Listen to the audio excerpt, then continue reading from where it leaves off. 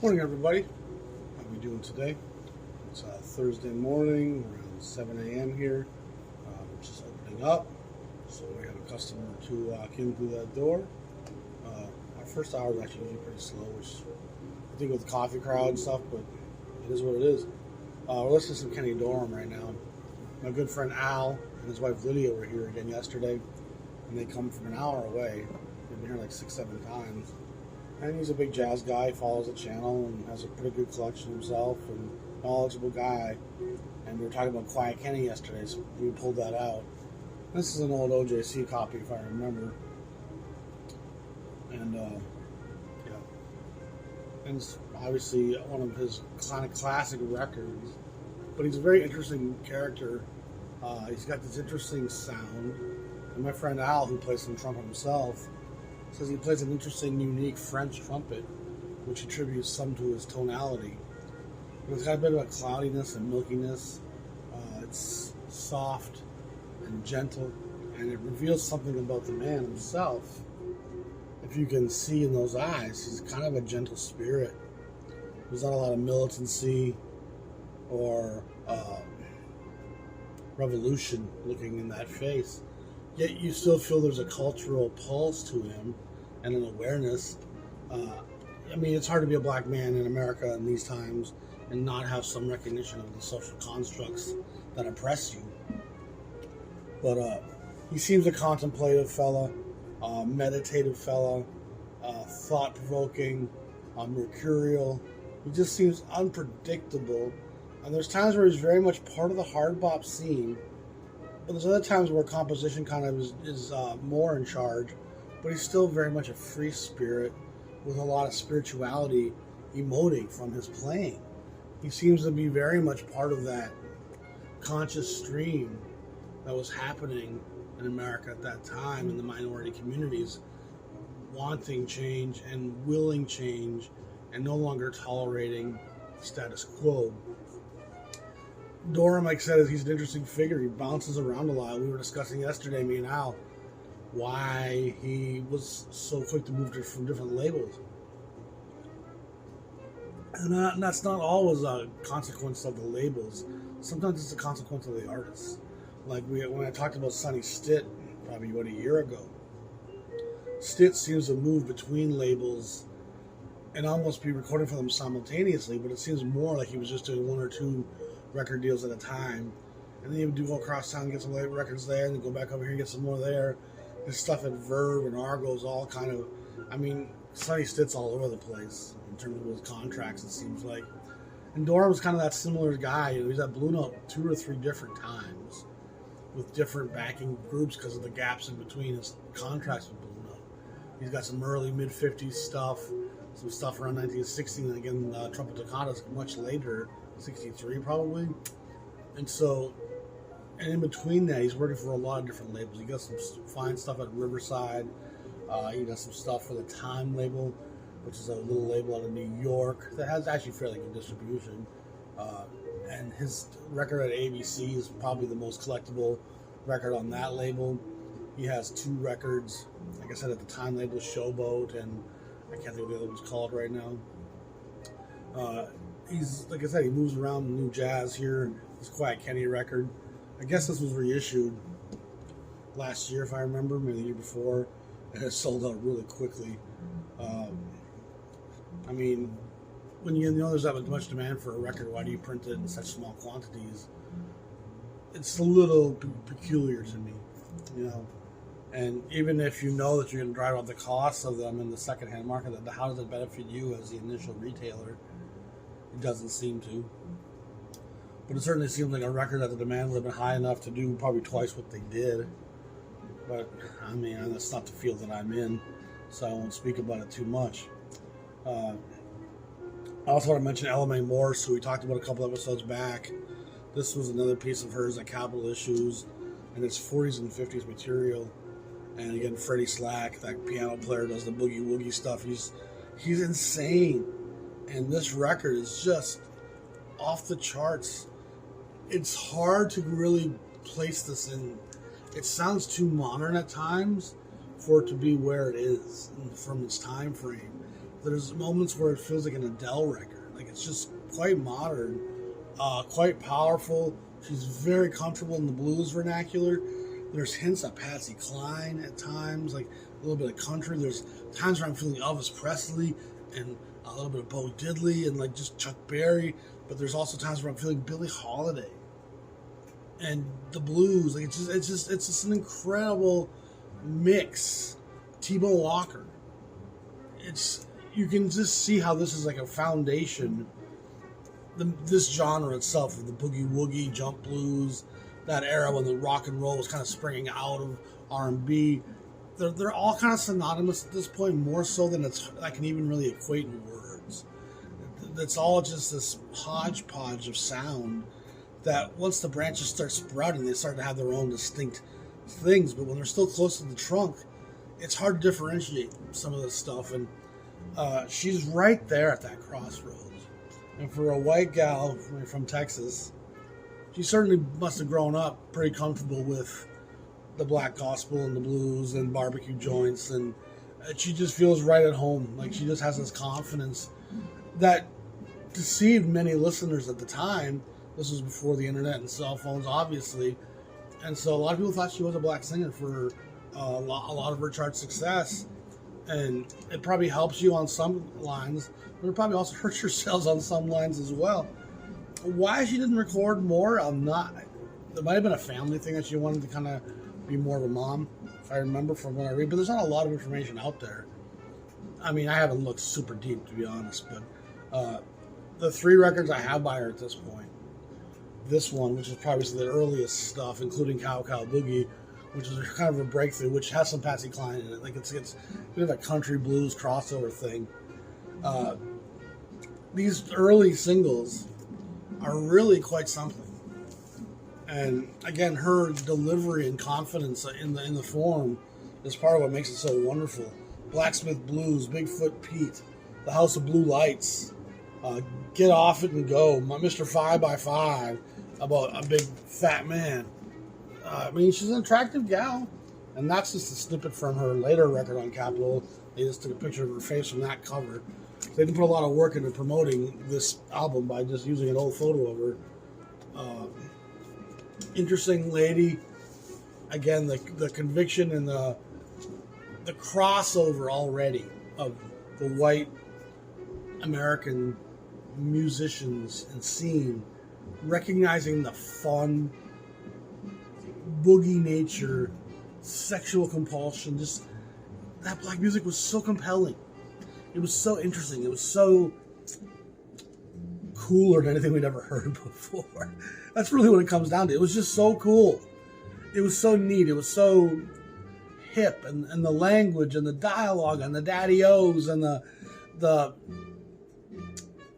amazing joy that comes through a lot of that music, from Louis Jordan to Bo Diddley. It's a pretty omnipresent thing. Armstrong, just the joy. But again, it's the groove. It's the shape of rhythm and blues, that compulsive rhythm of repetitious pattern that is not about that linear melodic development. It's about a pattern that repeats, and you find melody within that. And it's really a unique approach to music. You know what I mean? At that point, I think it was black music in itself changes the world. Let's not mince words here. It just changes the world. And you think about today's pop culture, how much music that we listen to is rooted in the black music that was first originated. I mean, from ZZ Top to Britney Spears, it's pretty universal how much of it comes from the black experience. And what's kind of shocking is how sometimes you think, oh, it starts here, you know what I mean, with Elvis, or it starts here with Eminem. You know what I mean? But it doesn't. It kind of goes back much, much further into the jazz age. And that crossover was so much more widespread than we realize. And the shocking thing of going through my labels, especially the 4 major ones, Columbia, Capitol, RCA, and Decca, I've been just looking at their discographies a lot. Some through the internet, but also looking at it through like Discogs in different stores, just searching those labels and just looking for through a certain time frame to see what all of them were up to. And the entire body of work, from the Peggy Lees to the Frank Sinatras, from the Louis Primas to the Dean Martins, all the various massive white superstars of the 40s, 50s, and 60s. It's all imitating black music, and it's America relishing this black art form, often without recognizing that it was doing so, because it was coming through the lens of a white player. But so much of the lexicon, even back in those days, is American white folks doing American black music, because it was just so compelling. It was just so interesting. It was so cool. And still, as a white kid today, you grow up and hear black music, and it's just like, dang, yeah, I need to make some of that. And it was the same for Elvis. It was the same for LMA Morse. They heard it. They're like, psst. I mean, I can go back to the Anglican church and be pious if I need to, but I'd rather get on my tambourine and shuffle down. I mean, even the church, it's a different experience. The sanctimonious piosity of our religious brethren. Where's my monocle, darling? When we get monocled, it's no longer fun. No one wants to sing monocle music. People want to sing stuff that's different, fun. And it's just, again, it's really quite astounding, the percentage of those major labels who, in varying degrees, are doing black music. And even some of the campiest stuff at its foundation is black music being done in as cheesy and accessible a way for white Americans to digest. I mean, that's really what a lot of that comes. It's jazz light, blues light, jump blues light. It's hard to really get around it. You got to start thinking about polkas and classical music to think about what's really white music in this era, in the 50s and the 60s. I mean, Buddy Holly and Hank Williams are still doing black roots music. It's never been clearer to me, and just how long that borrowing, imitating, has been going on. It's perpetual. It's consistently been happening for 100 years. Going back to the days of Paul Whiteman. And then Benny Goodman, the Southside Chicago Jew, who came along. And Goodman was like as good an imitator of black music as you could be. And you almost only want to even reduce him to an imitator because, I mean, he was an innovator in his own way. He was a fantastic player. And Goodman's stuff's always a little bit more rigid and canned, precise than, say, a Count Basie orchestra. Even an Ellington orchestra, there's some looseness in that swing. There's some openness for the players to improvise.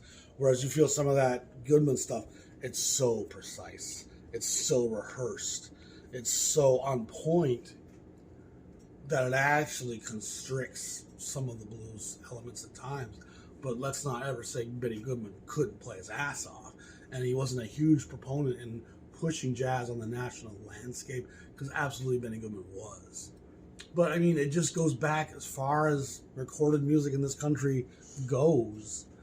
And when you don't have any black influence, you end up with some marvelous interpretations of the songs as they were composed. And I'm trying to channel what the initial singer or writer was trying to say. And I would never inflict my own self upon it. That would be insulting to the writer. I mean, that music's written and performed as is on the page. And black music kind of strips that away and says, you know what, we're always going to put our own little mark on something. It's a pretty fantastic thing. So, again, what we end up with is just tons of kind of lame imitation and some really good imitation. And then a sprinkling of the black music that's kind of no longer current. That's what these big labels are doing. And it's not to say there's not some incredible stuff on those labels. I've really been enjoying Capitol. I've really been enjoying some Columbia stuff. Fantastic player by the name of Calvin Jackson.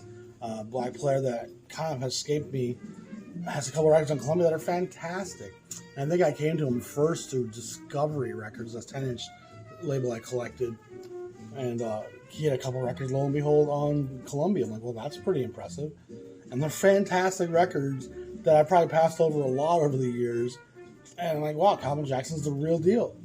And he apparently went to Toronto for a while, didn't record, and lived in Toronto for parts of the 50s and 60s, what I was reading, and then came back to America and made a couple more records. But, I mean, just one of those cats that you kind of don't discover, kind of like that Sir Charles Thompson. And Sir Charles Thompson, I can't say that today, Sir Charles Thompson, he has a pretty impressive legacy as well, including working with Parker and so many other greats in that era, and his work on Vanguard, those 3 10-inches, it's really great stuff with some high level playing, and Coleman Hawkins is on one of them. Like, it's serious business. So it's just been fun diving through those other labels and seeing how Decca is doing a lot of white imitation stuff, but they're throwing out some old Louis and some old Ella. So you give them some points for putting Louis and Ella out and recording some of their work at that point. All 4 labels deserve some credit, because I think all 4 labels were willing to do more than America was ready for. And I think that's the bottom line, is all 4 labels were trying to push the envelope for the mass consumption of America. It just took a long time. I mean, black music had always kind of shifted into a new thing by the time the big labels had put that last thing on the front page. It's kind of how it is. And so what you kind of end up with often is black music that's a little behind the times. But then you have some white artists on those same labels who are doing very current black music that sounds more modern than its black counterparts on those labels, because they're putting out kind of older black artists that are more comfortable to white America. So it's an interesting thing that's kind of playing out at these labels in the late 40s, early 50s, and into the early 60s even. It's really quite a dynamic display of America's racial conflicts. So I'm going to leave it at that, but LMA Morse was really kind of a Pandora's box for me. And it's really shocking me just how good those imitations are.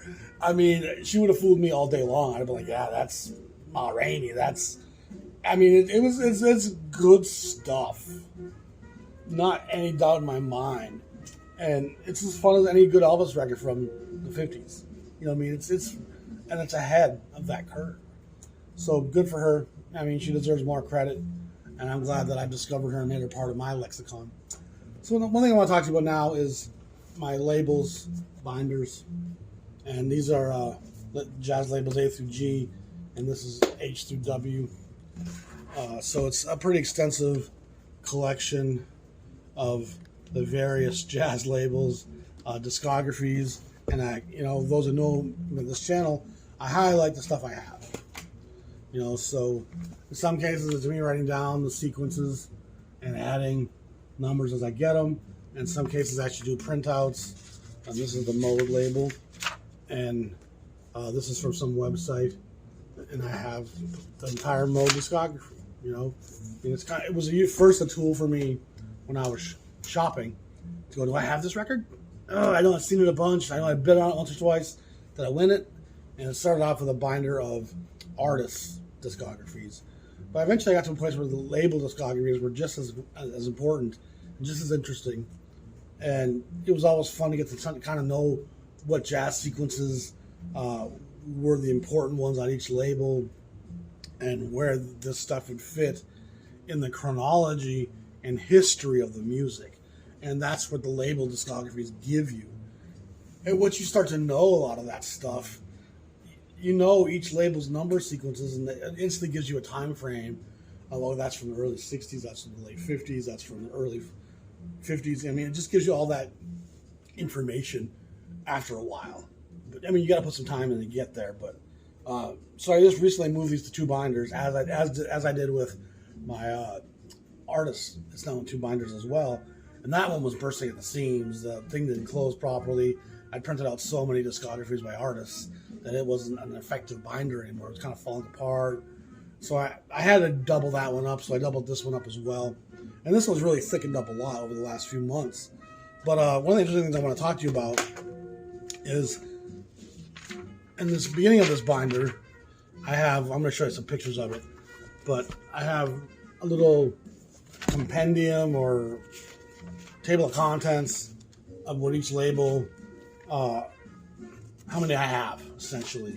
So we'll zoom on that a little bit. And so I'm going to take pictures of this, but that's the letter D, and you can see each label in there.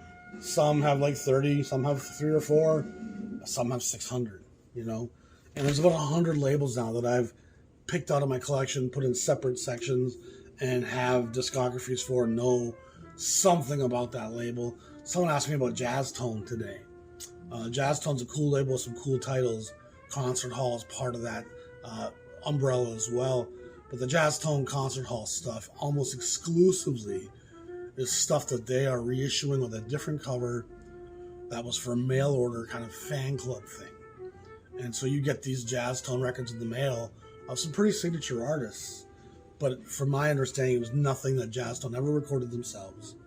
And it was always stuff from labels like Storyville and Discovery and just those little small labels. They would find titles and reissue that stuff. And I mean, I have probably a dozen Jazz Tone things, but everything has turned out to be something I probably already had somewhere else. There's a cool Lee Wiley title. And Lee Wiley is a gal I want to talk to you about soon, along with Teddy King. Cool stuff. I like both of them. Lee Wiley is much more opera hall, and her Storyville is probably her best record. She has some good stuff at Columbia from the 40s, but again, she's a little bit more opera glove. And Teddy King's a little bit more tongue-in-cheek. Her stuff at Storyville is great, real jazzy with the small groups. And she makes some stuff at RCA and is it Capitol as well? I think it is. And I mean, they both make records at the same label at the same time, which is weird. But we'll talk about those guys on a later episode coming up. So just going through all these different labels here, there's over 6,000 records on these 100 labels that I have. 6,000 records, 6,100, and there's probably 300 or 400 records that haven't made it into here yet. Mostly from the various artists, various labels, like miscellaneous label stuff, where I only have 1 or 2 titles by that label. That stuff's not in here. So there's a few sections. There's a section of pre-war Dixieland, early swing stuff on labels like Olympic and Everest Tradition and MCA throwback vintage stuff. There's a whole probably 100 records of that stuff. I haven't cataloged that stuff either yet. I need to. I'll get to it at some point. But again, that stuff's all pre-war, and it's none of it was actually issued in this time frame. A lot of it was issued in the 60s and 70s, because we're far enough removed from that stuff that there was probably a need to put some of that stuff back out again on these kind of cheaper budget reissue labels. So again, there's probably 300 or 400 records that aren't. None of my 70s fusion, 80s jazz stuff's really in, except for Concord and CTI. They're both cataloged. So there's a few sections of 100 records I haven't done. But overall, there's probably 6,200 records in here, both label and discography-wise, artist-wise as well. But one of the interesting things is when you add up some of these labels, you get a pretty interesting overview of jazz at the time. And I think one of the most compelling things, and one of the things that really allows Verve and Blue Note and Prestige to ascend to the top of the pile, is the body of work alone. Okay? And I have over 600 Prestige, Moodsville, Swingsville, New Jazz records, all Prestige family. And I have over 600 Verve titles, which includes Clef, Norgran, and Verve. So that's 1,200 plus records right there. And if you throw the Blue Note 500 plus records, all of a sudden you're talking about 1,700 records.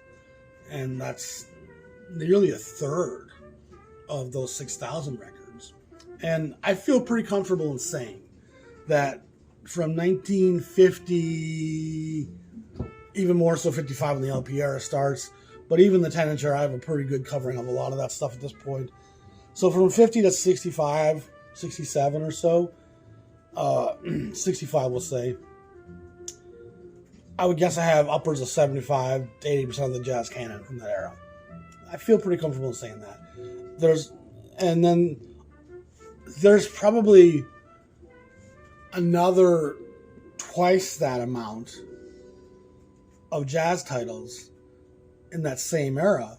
So another 6,000 records that are done by white, less quantified jazz, watered down saccharine. There's a lot of that stuff, and most of it's been forgotten. The good white jazz has been forgotten and not collected. But there's a lot of stuff out there. Pete Fountains and the Al Hertz and there's just volumes of that stuff out there that probably doubles the size of the jazz canon if you want to add that stuff in. But, I've excluded most of that myself. So when you look at the 6,000 records we're talking about, and again, there's probably a few labels that pop up in the 60s that I haven't got good documentation of. They're smaller labels, with some of the more free jazz and stuff. And I haven't delved into that because by the time I started collecting labels, I was kind of done listening to free jazz. And so that's never going to be something I probably go into. But from the 50s, especially to the early 60s, mid-60s, I think I have a pretty good cross-section of what was happening. And so it's pretty impressive that Blue Note, Prestige, and Verve are almost a third of that body of work. And you throw Riverside in, that's another 400 records, plus a bunch of 10 inches, which I don't have all that stuff yet. And most of the 10-inch stuff's going to be New Orleans, Dixieland revival stuff. But again, now you're talking another 2,100 records, and that's over a third, or about a third of the 6,100 records or so we're talking about. So those four labels there are just a huge chunk of the jazz canon, and it really elevates them to the highest level of what jazz is and who the greatest labels really are. And there's labels like Discovery, who I have 30 10 inches by, the entire discography, right? And it's fantastic. But that small body of work doesn't allow it to reach that upper echelon of the most important jazz labels of all time. So you have to look at the three most important ones being Blue Note, Verve, and Prestige. And the Blue Note canon, I have most of it, LP-wise, all of it during the ownership of Alan Frank. Once it goes to Liberty United Artists, I have some of that stuff. And then when you go before 1500 series with the 10-inch sequences, I have maybe half of those sequences, and the 7,000 probably even less. Probably half of the 5,000 and 7,000 probably about 25% of that. So there is some Blue Note 10-inch titles I will pick up as I see them, but oftentimes they're very expensive or beat the shit. But Prestige, I have everything, Moodsville, Swingsville, almost all the new jazz, up to probably some of the later stuff that was added later. And then with the Prestige 7,000 sequence, it's completed up to 7,400. And then 75, 76, 70, I still have big chunks of that. And then, but there's probably another couple hundred Prestige titles easily that come out in the 60s into the 70s. And sold pretty well because of the commercial aspect of soul jazz, and the black audience have bought that stuff. And then with Verve, you have the crossover between Norgran, Clef, and Verve. But boy, there's still a lot. I have all the Creed Taylor Verve stuff for the most part, and there's a good 400 or 500 titles there. But the early Verve stuff, there's the 8,000 through 8,400. There's the 4,000 Ella Fitzgerald sequence. There's the 2,000 sequence, which is kind of more of an accessible Middle America sequence. And there's some crossover there between records that get issued on both. But Verve's canon, again, the Clef stuff I'm filling in, which Verve does reissue most of it. And it's complicated trying to figure out where all the Gene Krupa, Lester Young, Roy Eldridge titles are. Is this just a reissue of a 10-inch? Is this a reissue of a Norgran 12-inch? Did the Norgran 12-inch be a reissue of a Norgran 10-inch? Some of this stuff gets reissued 3 or 4 different ways. But it's an incredible canon. It's an incredible body of work. So you really have to give the nod to Verve for their incredible body of work of the great swing era cats, and then the commercial viability of the Creed Taylor era stuff. So when you look past that, though, what are the next 5, 6 labels that I would deem the most important. And I don't think I would put any of the 4 major labels in that top 10. You know what I mean? I think Mercury, their ascendancy and what they brought to the body of work and how black their roster of artists were, it's a very impressive body of work. And of course, they ascend to a quite successful stance in the jazz kingdom with how big Mercury got. Definitely promoted a lot of the music to a lot of America.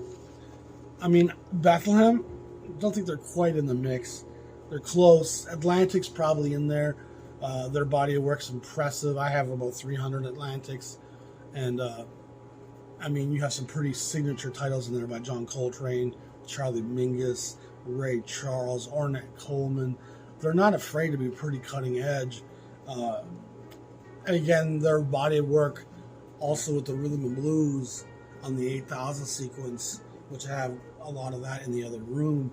I mean, Atlantic's really a very important label and definitely in the top 10. Argo is probably just outside of that group. I love Argo, but their scope is kind of narrow in terms of what they were doing. It's incredibly genuine, but probably not quite a top 10 label. If you're going to pick one of the major ones, Columbia would be probably the one you would allow in the group. Contemporary is fantastic. Probably not quite a top 10 label. Again, Emercy. I'd probably say Impulse, especially with the ABC body of work added in, is probably the top 10 most important jazz label. Fantasy is probably not quite there. Just flipping through here.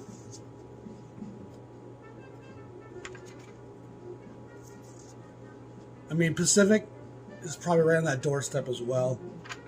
They did some fantastic stuff. Savoy, I'm going to put them in my top 10 because Savoy, they have such an important recordings from the 40s, and they do some really good stuff in the 50s. And again, they switched to gospel after a couple hundred titles, but Savoy's body of work really does stand up well and is worthy of a lot of praise. Roos, for the small imprint that they made of 80-some titles, is right on that doorstep as well. But it's a tough question. I mean, when I look at my shelves, I'm always kind of looking at the influence of each label, you know, and what they brought to the table. And there's no question that Savoy, Blue Note, Riverside, Prestige, Verve, Atlantic, Impulse, ABC. I mean, those are all Emercy. They're just outstanding bodies of work. Pacific's probably right next in there. Columbia's probably on the doorstep. But again, it's amazing how much those 10 labels, with all well over 100 to 200 to 400 or 500 titles, sometimes closer to 700 to 800 titles in the case of Verve and Prestige, it is the large body of the canon. So much so. And so much of the stuff that's excluded, like I said, I cut 50% of the jazz canon off because it was just the lighter, softer side and just obvious imitations. And so it's just a pretty crazy thing to look at. So I'm going to show you guys some pictures of these charts I got here just so you can see what each label's output was like. And by no means are all of these completed. You know, there's labels out of England like Black Lion where I have 4 titles, and there's probably 50, 60 titles. Concord, I have 20, 19, and there's probably a couple hundred Concord titles. Interesting stuff. You guys can check it out, and we'll talk to y'all soon. You have a great day. Peace.